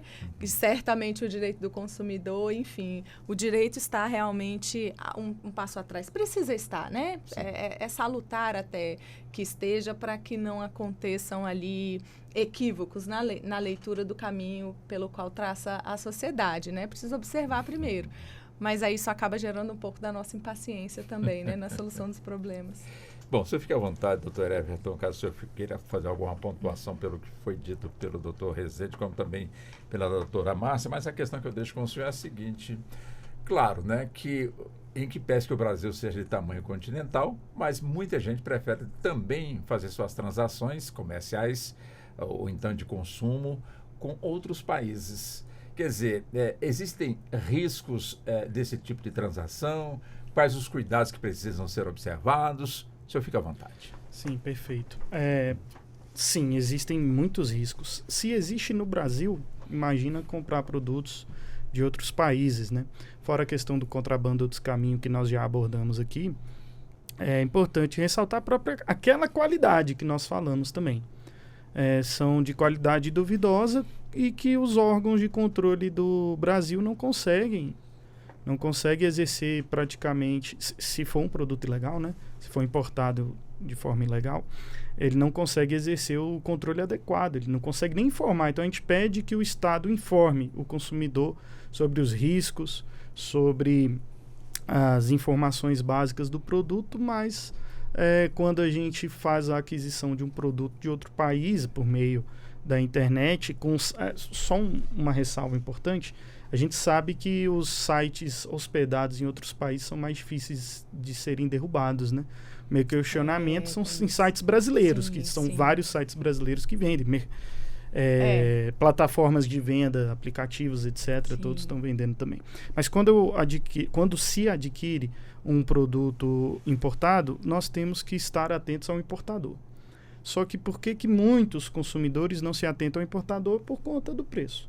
Se eu for pegar um produto regularmente importado, vai incidir vários impostos, e só a necessidade desse produto que entra no Brasil ser submetido a uma série de requisitos de fiscalização, o seu preço naturalmente vai ser maior. Então é muito mais fácil eu comprar um produto que não é regulamentado, que não passa pela alfândega, porque vai ser mais barato. A gente pensa só no preço final.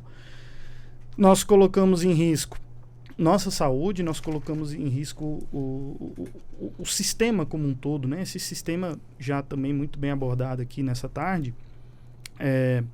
Eu lembro de ser noticiado bijuterias trazidas de outros países, especialmente da Ásia, que tem o potencial de causar câncer.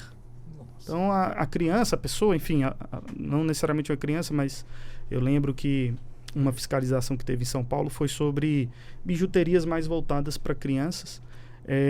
Tinha o risco da criança pôr um brinco, por exemplo, na orelha e ter uma doença grave de pele, por conta da forma que aquele produto foi fabricado. Pelúcias que vêm com lixo, vem dentro da pelúcia ali, ao invés daquele material fofinho, enfim, vem lixo, simplesmente, se você rasgar ali, vem lixo. Isso tudo porque são produtos que são comprados sem a importação regular. Eu não consigo nem responsabilizar, sob a ótica do direito do consumidor, é muito importante a gente focar nisso, que eu não consigo nem responsabilizar. Dando aula esse semestre, 2 ou 3 semanas atrás, uma aluna até me questionou não, ela trouxe uma história que eu vou trazer aqui também para vocês, a respeito do direito de arrependimento, que muitas pessoas conhecem, que é aquele quando eu compro um produto fora do estabelecimento empresarial, notadamente pela internet, eu tenho o direito de me arrepender. Se eu comprei no site estrangeiro de uma empresa estrangeira e não tem importação regular, será que essa regra, ela incide? Não incide, infelizmente não incide. Eu comprei num site estrangeiro, não é no site brasileiro, de uma empresa estrangeira que não foi regularmente importada, não tenho como desistir. Aí essa aluna trouxe para mim o fato de que ela comprou um topo de bolo personalizado. Nós estávamos falando de devolução de produtos personalizados nessa aula. Aí ela falou, né, professor, comprei um topo de bolo personalizado e tal, quando chegou, demorou tanto que já tinha passado ali o casamento, enfim. E eu tentei exercer o direito de arrependimento, o artigo 49, e não foi possível. Ela trouxe para mim, não foi possível. Eles falaram, não conhecemos o artigo 49, não sabemos disso. Sem contar que você comprou um produto personalizado, que aqui no Brasil a gente tem algumas ressalvas também quanto ao direito de arrependimento de produtos personalizados, em que pese eu pessoalmente não concordar com essa ressalva. Então, é preciso a gente tomar muito cuidado com essas compras. A gente sabe que é barato, que, enfim, tem uma série de situações, mas o sistema como um todo é prejudicado com esse tipo de compra. Doutor João Rezende, claro, né? A pessoa adquirindo um bem, utilizando aí a forma virtual para poder fazer a transação, e viu que o que foi solicitado está totalmente fora de cogitação, pela produto que é falso, não atende em nada. Quer dizer, e entra, portanto, com uma ocorrência aqui no Brasil. Quer dizer, essa ocorrência, ela pode evoluir para aquele país onde o produto é originário, ou para poder evoluir tem que ter algumas regras diplomáticas e outras coisas mais?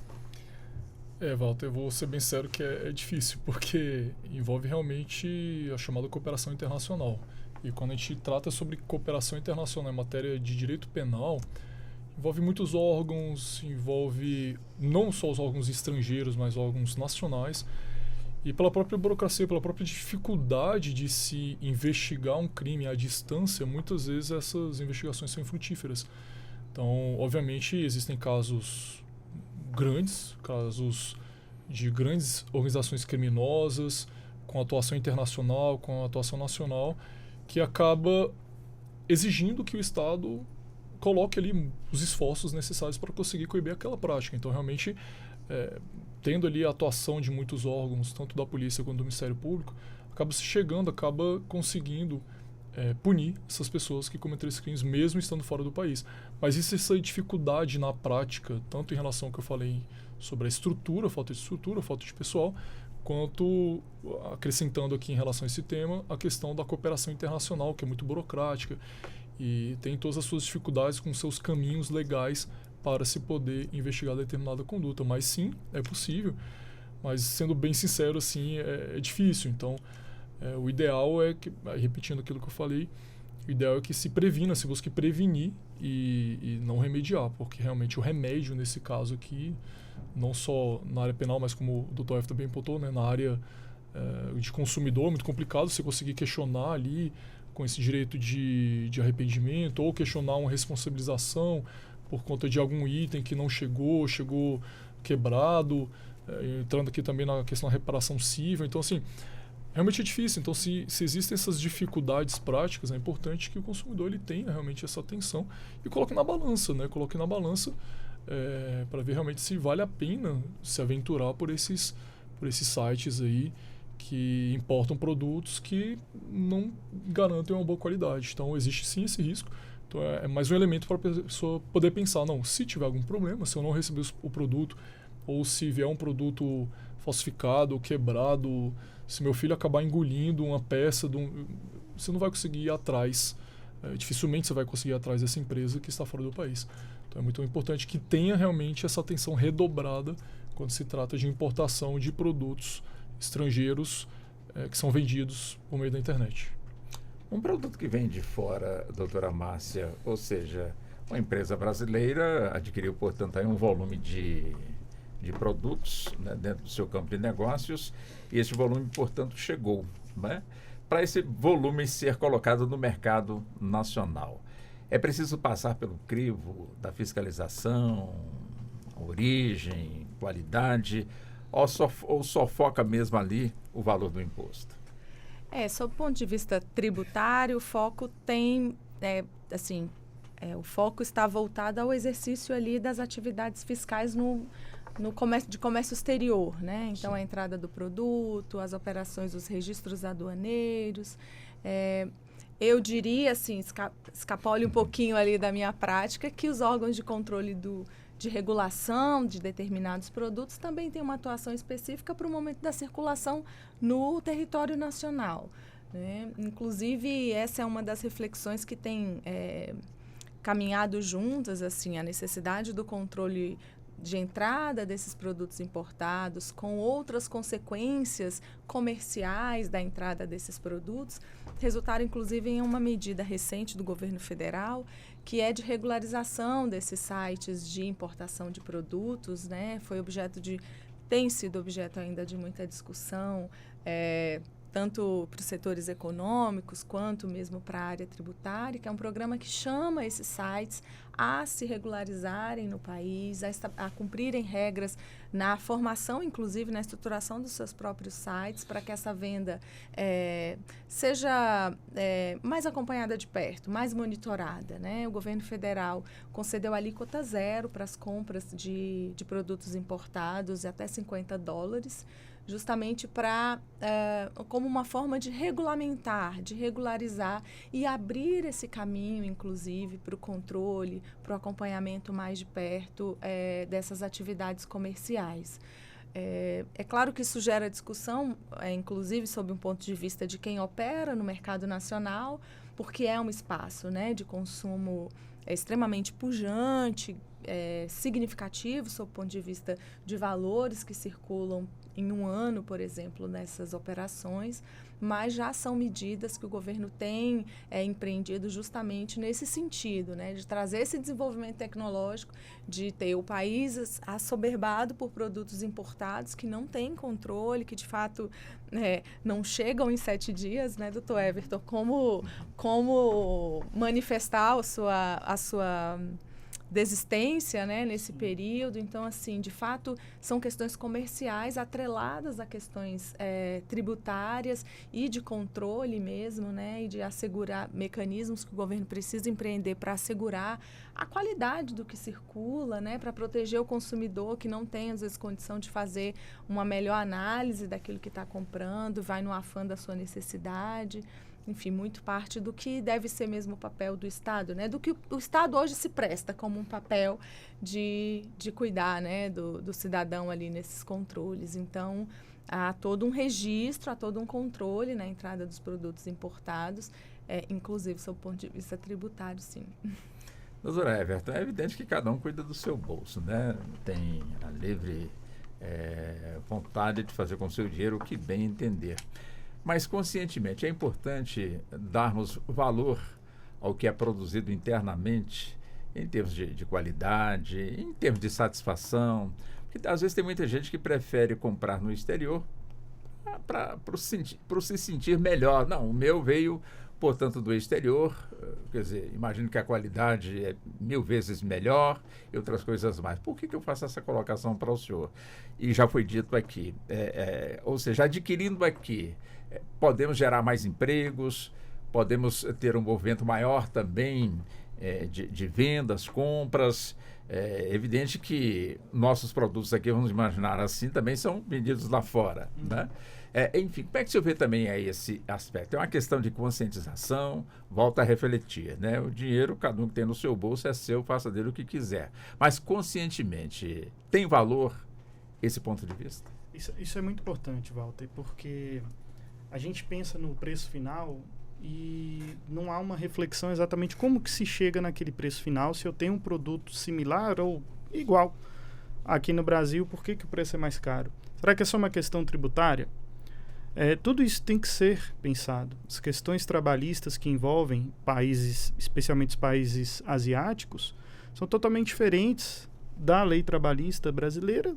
E se a gente pegar um exemplo do maior país capitalista do mundo, o berço do capitalismo, que é os Estados Unidos, também a gente pensa, por que se eu pegar uma roupa idêntica, fabricada no Brasil, fabricada ali na Ásia ou fabricada nos Estados Unidos? Por que tem esses 3 preços? O custo do produto não envolve só aquele produto, envolve, por exemplo, um custo trabalhista.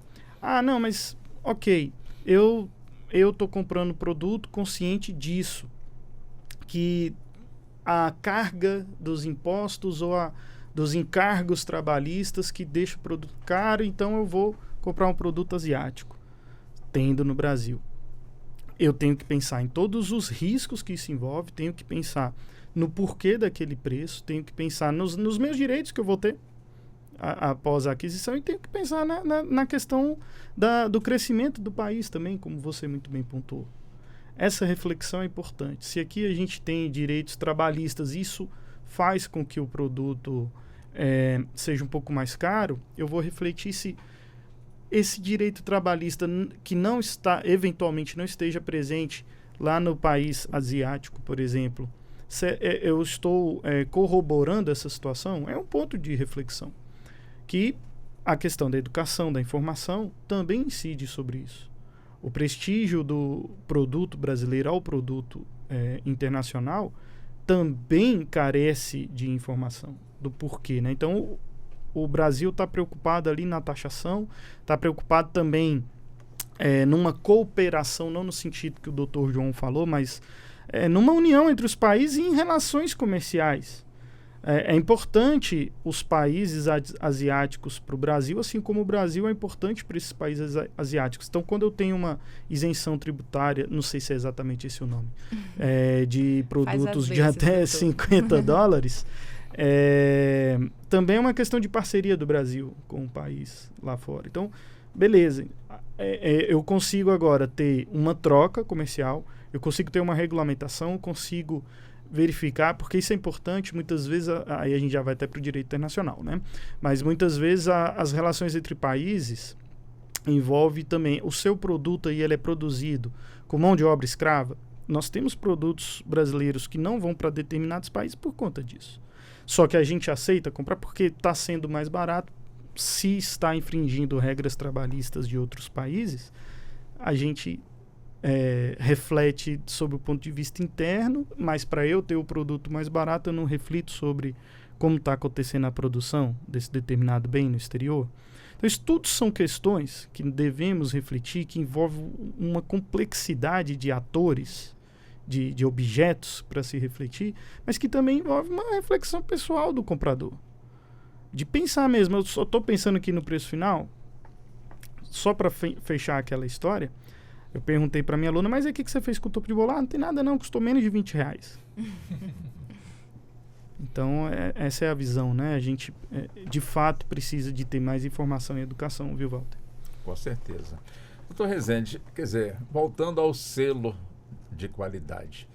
Evidentemente, no mundo todo, como muito bem pontua a professora Márcia, né? Geralmente o pessoal quietinho está ali armando, preparando para dar o próximo bote. Infelizmente, tem gente que, enquanto a tecnologia está chegando, avançando, já tem gente tentando burlar essa tecnologia, tanto que, focando aqui a nossa realidade, se falsifica dinheiro tranquilamente, ou seja, a nossa moeda, né? Em notas, eu não vi falsificar ainda em moedas, mas em tipo de notas, com toda certeza, sempre temos a Polícia Federal recebendo denúncia, desmantelando quadrilhas e prendendo, portanto, aí pessoas acusadas.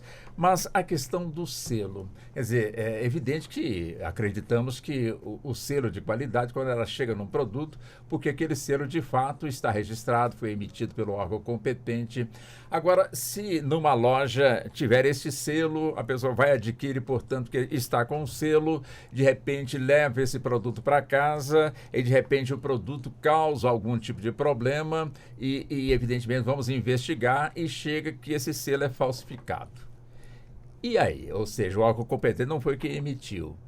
No caso, temos um fornecedor, né, que fez com que essa venda fizesse acontecer. Como temos aquele que forneceu para o lojista. Quer dizer, tem uma cadeia aí nesse sentido. Ou seja, uma investigação bem feita é que vai, de certa forma, eximir quem, de princípio, foi quem vendeu. Mas, de repente, quem vendeu porque comprou. Mas quem comprou porque... Enfim, como é que isso acontece para poder chegar até a parte responsável por essa falsificação?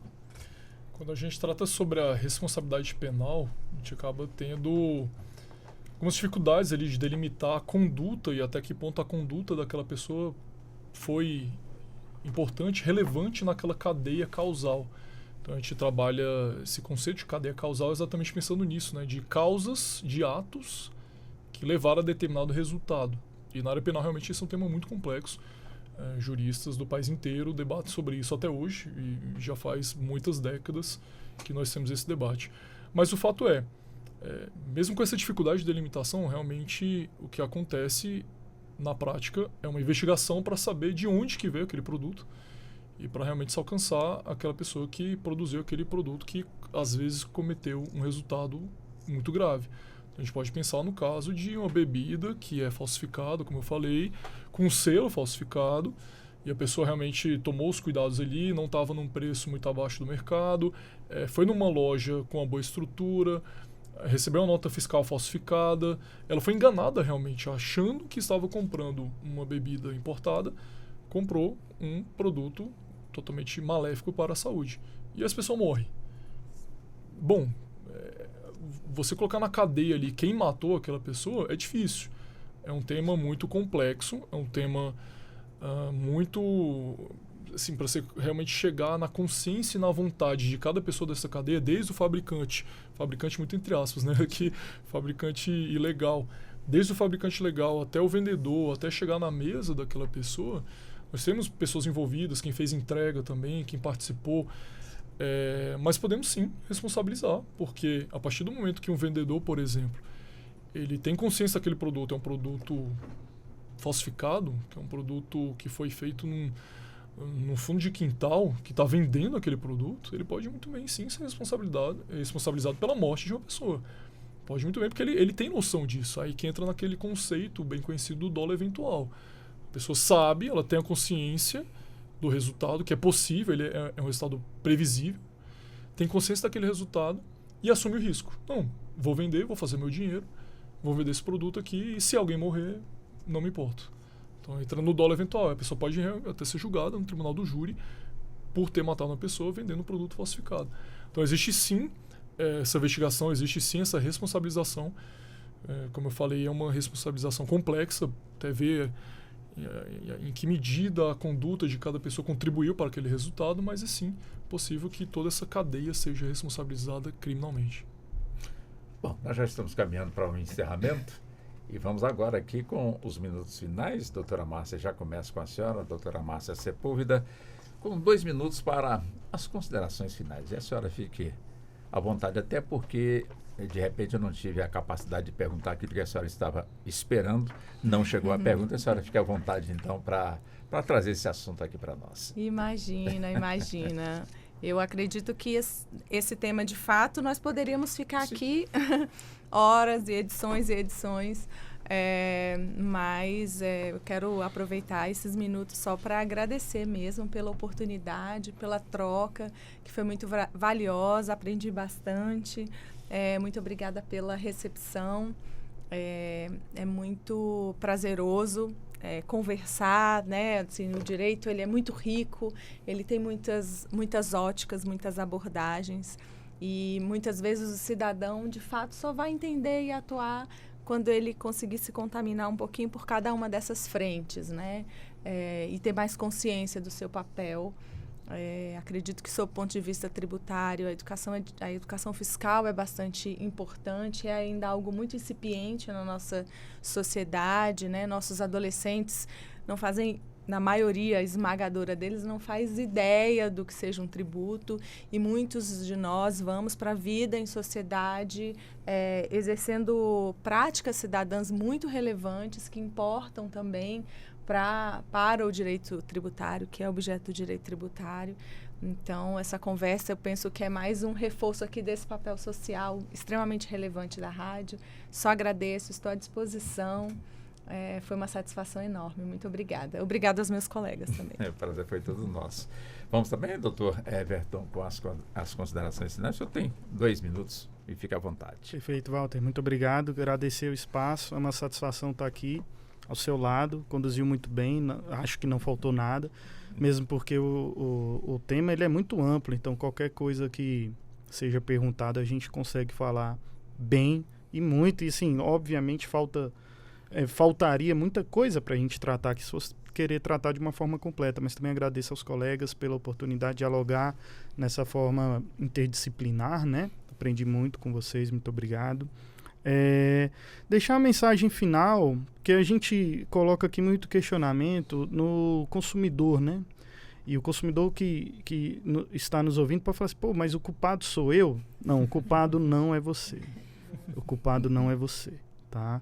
Consuma, se você quer consumir, consuma, mas tente sempre que possível se informar, se inteirar do que está acontecendo, exija a nota fiscal, verifique se o fornecedor que te está vendendo um produto ou prestando serviço para você paga os impostos, tem um CNPJ regular, se ele segue à risca as orientações dos fabricantes do produto que ele está vendendo, o prestador de serviço, se está cumprindo as normas técnicas esperadas, exija, acho que eu já falei, né? Exija a nota fiscal, verifique atentamente questões relacionadas a preço, prazo, quem fabricou ou quem importou, se a importação é regular, entre no site dos produtores, dos fabricantes, dos importadores, vejam nos sites de fiscalização e controle. Nós temos 2 sites muito importantes e conhecidos, acho que não tem problema falar aqui.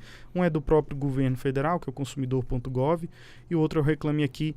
Antes de adquirir um produto, especialmente pela internet, veja nesses sites a reputação desses fornecedores, desconfie se eles não estão reportados lá de alguma forma, desconfie se o lojista não tem um site, se ele não tem uma rede social.